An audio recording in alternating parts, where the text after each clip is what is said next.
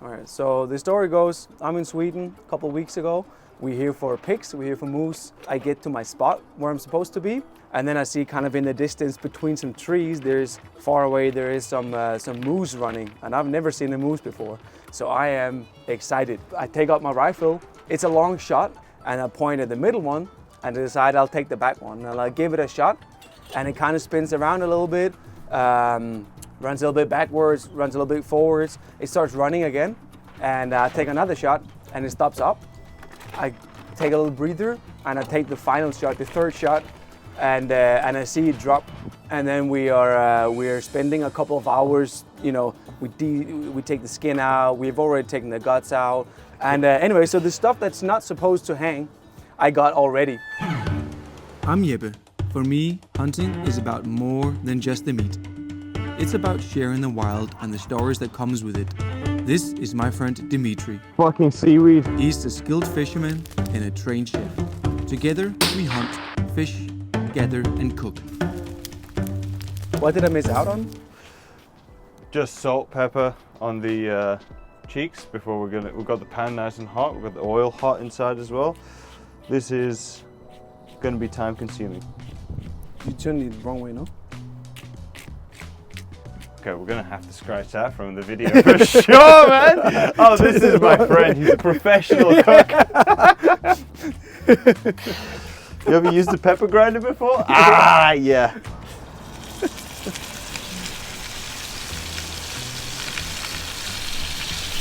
A little bit more salt on the other side. Not going too crazy with the salt, actually. Keeping it a bit light because we have already salted the Guinness brine before. Yeah. So we do have a little quantity in there that's going to be part of it. A little pepper.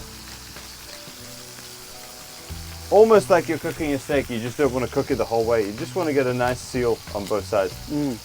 Always remember, like with a heat like a fire, it's better to move the pan than it is to necessarily move the meat inside it, because the heat's there. You get in that caramelization, it's all happening in the process. But you don't necessarily want to lift it because you want to get that crust form. So the sauce, after we're done cooking it, we'll just put it back on the heat, get it reduced down. Yeah. And then that's going to be the glaze. That's going to be what keeps the cheeks nice and juicy afterwards. Okay. You just have a look. You see, there's a nice crust forming. It's nothing too crazy. Seems to be that the heat's further towards the back. In the meantime, we can prepare something to cook our tongue in. Then we want to make a liquid from which we're going to boil, well, not boil, we just want to kind of simmer the tongue so that it cooks, becomes a little bit more tender, and we're just going to add some flavor into there, nothing crazy. A little bit of pepperoncino chili, a little bit of the bay leaf, we're just going to toast in the flame before, handful of salt, a little bit of peppercorn, and then just let that tick over on the gas fire, slowly come up, almost like you're boiling a potato.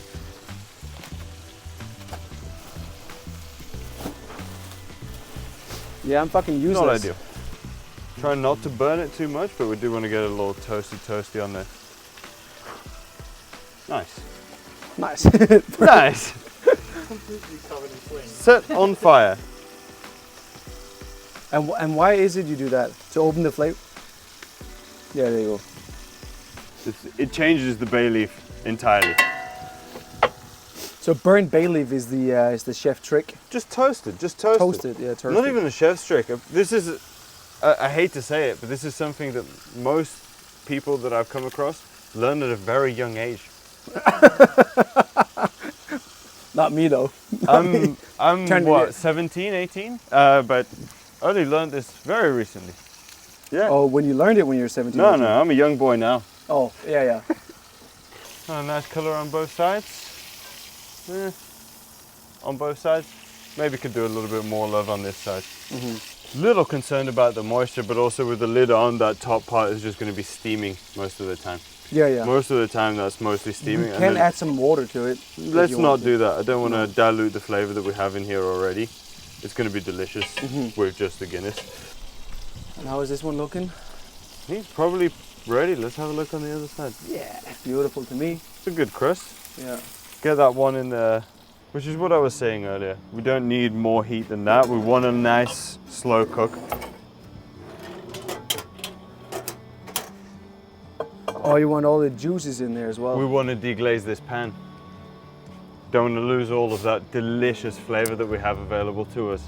And I might have let Jeppe get away from me a little bit when he grabbed that other cheek. I might have forgotten some things, but it's never too late to make a quick change. See, this is what I mean. It's like, there's nothing underneath this to get it hot. It's just holding that temperature.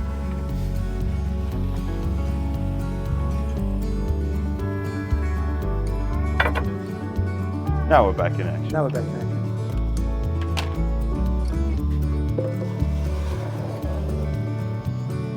Honestly, my first time working with a heart this size. So with All right, heart, so I'm just gonna you want to clear off the majority of the kind of outer layer, so you're almost peeling it, because most of it is, like this part is fat, and then if you look sort of on the inside, this is the meat that we want. It's really nice, it's really clean, super lean, so you don't want to cook it too hard because there's not, again, a lot of fat as part of the meat that you have to kind of rescue the moisture content, let's say. But essentially it has both the outside, which we can see obviously very clearly here, a couple areas that have been cut in advance, and then you also have this inside sinew layer, and you want to remove both of those so you can have a really nice kind of eating meat, so it's not too chewy. Maybe this is a better way to see the angle of the heart. So you have, as I was saying, the outside, which you can see is almost a little matte, then the sinew, which is always going to be a little bit shiny, and then again you have the main part of the meat that we're after, and then the other side, which again is shiny. So anything that's shiny, you got to remove. Yeah, so we've got the heart here cleaned, ready effectively to cook, but we're just still braising the cheeks. We still want to get them softer, so we've got a little bit of time. So I'm just going to salt these in advance, allow some of that salt to kind of penetrate, work its way in, and then in the meantime, Jeppe has also peeled some potatoes for us, so we're ready for making a little mash to go on the side. We're probably just going to treat this like a little steak, and then in the meantime, we're also going to think about starting to do some preparation for the, not kebab, but like skewer meat that we're going to do to go on the side based on the inner thigh of the moose. So we got some shoulder, moose shoulder of the one I shot, and then we got some inner thigh of the one I shot. I'm going to be skewering both of these. We will be making, I made the mistake of calling it kebab, but then Dimitri kindly said that it's called Shashlik. This one name. Which is what we have in Latvia. Shashlik. Shashlik. But it's the same concept, isn't it? I mean, it's meat on a stick on the grill. So kind of. Yeah, loosely. We're just going to be burning the peppers here, actually similar style to what we did in the video before, and then we're going to peel the skin off, chop that down, and we're going to make like a pepperard type of sauce, just based on some ginger, some of the scallions, and some of the pepperoncino, maybe. We'll see. We'll see if that works its way in as well. And this is the base of the sauce for the... This is going to be the base of the shashika. sauce that's going to go with the shashlik. Not something that's traditional, but something that I enjoy making to go with it. Mm-hmm. Did you have to smack it like that first?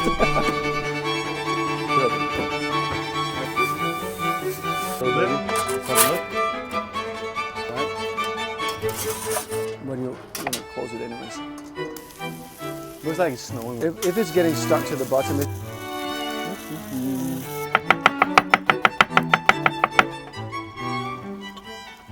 Chef, tell me what to do now. We got everything. We got the bread that we made in the oven. Yeah, Jeppe's breads. Oh.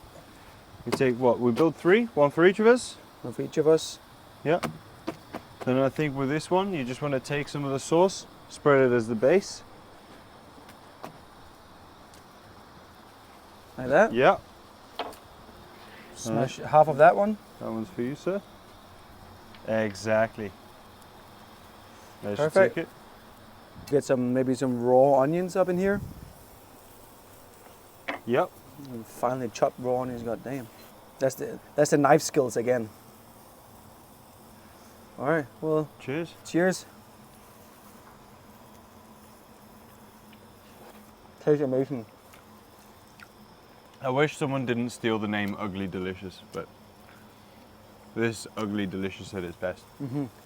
I think if you could eat this on the way home from the city, whoa, you know, like a little snack. Can we get a close up on that? It works. Very nice. So we're going to be doing a little plate with some mash and some of the braised cheeks that we made earlier. They're just finishing off, kind of marinating, taking all of that juice back in now. Then we've got the heart that we broke down earlier, salt and pepper on top, and then I'm just going to put a little bit of oil on, and we're going to grill them up, cooking like a steak, but just super rare. But so I'm gonna mash all these potatoes, which is extremely satisfying to say the least. And then I am going to add 250 grams of butter and 250 milliliters of good old Danish cream. Bit of salt, bit of pepper, stir it around a bit. There comes the butter. And then that's golden. That's a mash for you right there. There's like equal amounts of potatoes and cream and butter in here. Don't want to have too much because that will also ignite. So you don't want to use too much oil when you're cooking. You just want a nice thin layer. And then of course, doing both sides. So I'm going to have to do a little bit of a hand maneuver here. And I'm starting with the thicker pieces, so they can have a little bit of time to rest after they've had a good cook on the flame. So yeah, just letting the heart get a nice sear on it, not really touching it, allowing it to kind of crisp up. I don't mind if corners of it are black. I don't mind if it gets that real crisp on it. I like that flavor. For me personally, it works really well with kind of gamey meats. And at the same time, I have something that's quite acidic and salty to kind of combat that afterwards as well. So you can of course use a probe at home. I think with heart, you actually want to cook it a little bit higher. So hitting like a 60-70 degree in the center is not a bad thing because it does make it softer once it's rested down. But if you go for like what you would traditionally look for me in a relatively rare steak, you're probably hitting like, I don't know, 40 degrees. And I don't know how much of this is going to relate, but you try my best here. This is pretty thick, so I'm just going to leave it in for a moment so it actually warms up to the same temperature as the center of the heart. Normally, I would also like to have a smaller skewer. But it's still pretty cold in the center, so this one can stay on. This one that's a little bit thinner, I think will actually be done all the way. Yep. So this one can come off and rest here. And this one went on last. It's sort of medium thickness, but I think it also could be there. And then we can go on with a couple more pieces. Yeah, that one's also good. Would you like to do the honors with the mash, Jeppe? The mash? Yeah. I think I can handle that one. Do you want me to like make it, or just? I think just, yeah, 1 spoon. That's spot on. Look at that.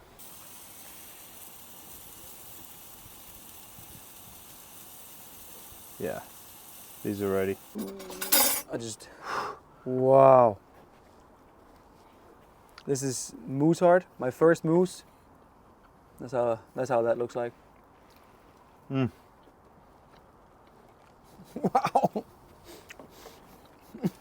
Wait, without salt, that tastes like a perfect steak almost. Yeah, It'll be that's plenty. kind of that size, yeah. Yeah, that's a good size. Now if you follow with a spoonful of this just on all of the pieces of the heart that were cut. Yeah, that's the ticket. Okay, Yeah? it's time. A whole day of work come down to this. A little bit of mash, a little bit of heart, a little bit of cheek on the side as well. Well, I'm gonna start off with the, what's it called, wild garlic, fermented wild garlic and red Fermented onions. wild garlic, fresh red onion, and some delicious olive oil. Whoa, packs a punch, huh? Shit's good, done. And the heart is so soft, so tender.